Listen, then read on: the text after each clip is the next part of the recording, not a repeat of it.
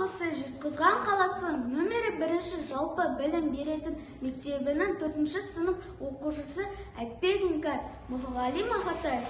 Мен дағы өлең жазбаймын. Мен дағы өлең жазбаймын, ермек үшін немесе өлмек үшін. Жазсам, жырды мен жасырмаймын, жаралы жүректер емдеу үшін. Ермек үшін берілген жырламасын, ермек десе ел тыңдамасын. Өтсем болды арқалап адамдарды, қуанышын шаттығын мұң алсын. Қуат алып Абайдың тіл күшінен, жыр жазамын Абайдың үлгісінен.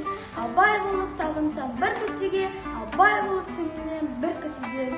Өлмеу үшін, құлқынды жеңдеу үшін, мен дағы өлең жазбаймын ермек үшін. Жаздым үлгі жастарға бермек үшін, Абай жаққан бір сәуле сөнбеу үшін.